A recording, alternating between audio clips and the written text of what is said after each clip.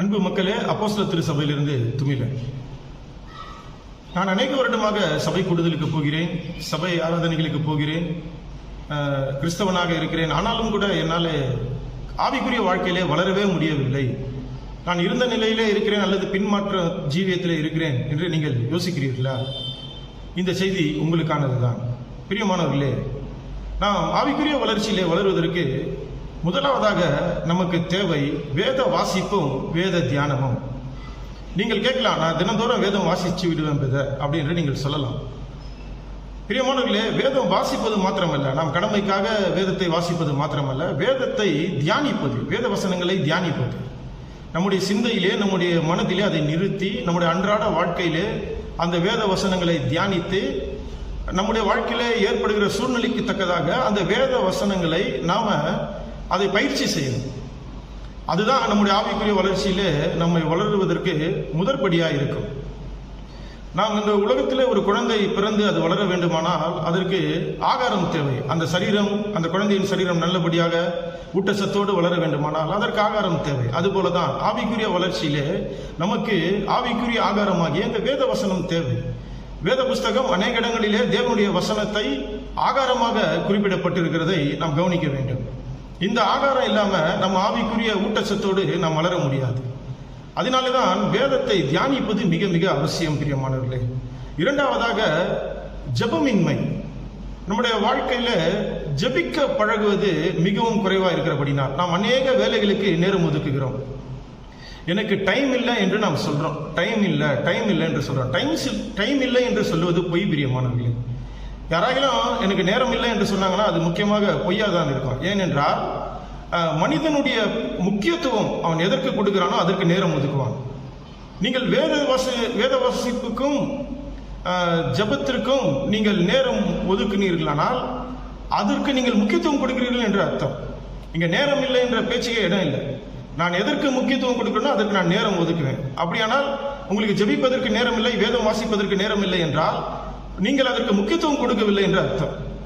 ஜெபிப்பது என்பது மிக மிக முக்கியமானது, ஆவிக்குரிய வளர்ச்சிக்கு மிக மிக முக்கியமானது. நான் எப்போதெல்லாம் ஜெபிக்க போகிறேனோ அப்போதெல்லாம் ஜெபம் என்பது இதுதான். பிரியமானவர்களே, என்னால் முடியாததை தேவனிடத்தில் நான் கேட்க போகிறேன், அவ்வளவுதான்.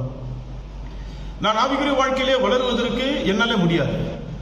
நான் தேவனிடத்தில் அதை கேட்க போகிறேன். அவரோடு கூட ஐக்கியத்தையும், அவருடைய பரிசுத்தத்தையும், அவருடைய நீதியையும், அவரை நான் எப்படி நடக்க வேண்டும் என்கிற வழியை எனக்கு போதிப்பதையும் நான் அவரிடத்தில் ஜெபத்திலே கேட்க போகிறேன். ஆனபடினால் ஜெபிப்பது என்பது இதுதான். நான் ஜெபிக்க முழங்கால் படியிட்டாலே என்னால் முடியாததை தான் நான் தேவனிடத்தில் கேட்க போகிறேன் என்று அர்த்தம். நான் தேவனிடத்தில் போகிறேன் என்றாலே என்னால் முடியாததை தேவனிடத்தில் கேட்க போகிறேன் என்று அர்த்தம். எல்லா ஜெபங்களும் அப்படிதான். பிரியமானது, நம்மால் முடியாததுதான் நாம் தேவனிடத்தில் கேட்கிறோம். ஆனபடினால் அந்த பழக்கம் நமக்கு அதிகமாக வேண்டும். ஜெபிக்கிற பழக்கம் நமக்கு அதிகமாக வேண்டும். ஜெபிக்கிற பழக்கம் நம்ம அன்றாட வாழ்க்கையில ஒவ்வொரு நாளாக அதை நாம இன்னும் சீர்படுத்திக் கொண்டே வர வேண்டும். இயேசு கிறிஸ்து சொன்னார், நீங்கள் இடைவிடாமல் ஜெபம் பண்ணுங்கள் என்று சொன்னார். இடைவிடாமல் எப்படி நாம ஜெபிக்க முடியும்? எனக்கு வேலை இருக்கிறது, நான் சாப்பிட வேண்டும், நான் உறங்க வேண்டும், நான் வேலைக்கு போக வேண்டும். அப்ப இடைவிடாமல் எப்படி ஜெபிப்பது? இயேசுவே அதற்கு நல்ல முன்மாதிரியை நமக்கு காண்பித்திருக்கிறார். நம்முடைய வேலையிலோடு கூட நாம் சாப்பிட்டாலும், நாம் உறங்கினாலும், நாம் எந்த வேலைகளை செய்தாலும் அப்போது நம்முடைய இதயமும் நம்முடைய மனதும் ஜெபத்திலே நிறைந்திருக்க காணப்பட வேண்டும். நாம் செய்கிற வேலையிலே கூட நாம் ஸ்தோத்திரித்துக் கொண்டு ஜெபித்துக் கொண்டே செய்யலாம். அது ஒரு நல்ல பழக்கம். அதனாலே நாம் தேவனோடு கூட நல்ல ஐக்கியத்தை வைக்க முடியும். தேவனுடைய வார்த்தை, தேவன் நம்ம இடத்துல பேச விரும்புவதை நாம் எளிமையாக அதை கேட்க முடியும்.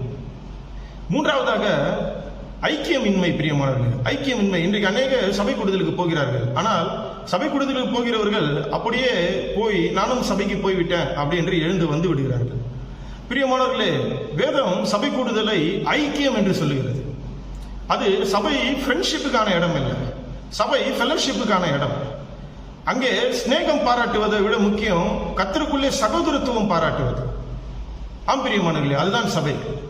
அப்போ நம்ம சபைக்கு போகும்போது நம்ம ஐக்கியம் வைக்க வேண்டும். ஐக்கியம் வைப்பது எப்படி? ஐக்கியம் வைக்கணும். நான் எனக்கு யாரு நல்லா சிரித்து பேசுறாங்களோ, எனக்கு யாரு நல்ல உதவி செய்யறாங்களோ, எனக்கு யாரு கம்ஃபர்டபுளா இருக்கிறாங்களோ அவங்களோட நான் ஐக்கியம் வைப்பதா? அப்படி அல்ல பிரியமானவர்களே. ஐக்கியம் என்பது, பிரியமானவர்களே, நாம் ஒரு இடத்துல பேசும்போது, நாம் ஒரு இடத்துல பழகும் போது அவர்கள் நம்மை ஆவிக்குரிய வாழ்க்கையிலே வளர்க்கும்படியாக நம்மிடத்துல பேசுகிறார்களா என்பதை நீங்கள் கவனித்து பார்க்க வேண்டும். நான் ஒருவரோடு பேசும்போது அவரோடு பேசுவதனாலே நான் கர்த்தருக்குள்ளே முன்னேறுகிறேனா அல்லது பின்னாலே போகிறேனா, நான் இடர்கள் அடைகிறேனா அல்லது அவர் பேசுவதன் மூலமாக நான் வளர்ச்சி அடைகிறேனா, இதையெல்லாம் பார்க்கணும் பிரியமானவர்களே. இப்படிப்பட்ட ஐக்கியம் நமக்கு தேவை.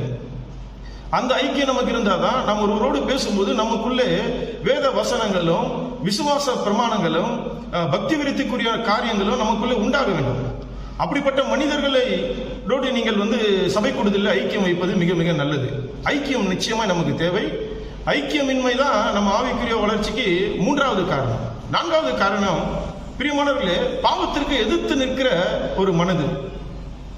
இன்றைக்கு நான் ஆவிக்குரிய வாழ்க்கையில வளர முடியாம இருக்கிறேன் ஏன் அப்படின்னு நீங்கள் கேட்டீங்கன்னா, பாவத்தோடு சமரசம் செய்து கொள்கிற ஒரு மனநிலை, பாவத்தினோடு பாவத்திடத்திலே மண்டியிடுகிற ஒரு மனநிலை, எளிமையாக பாவத்தினாலே வீழ்த்தப்படுவது.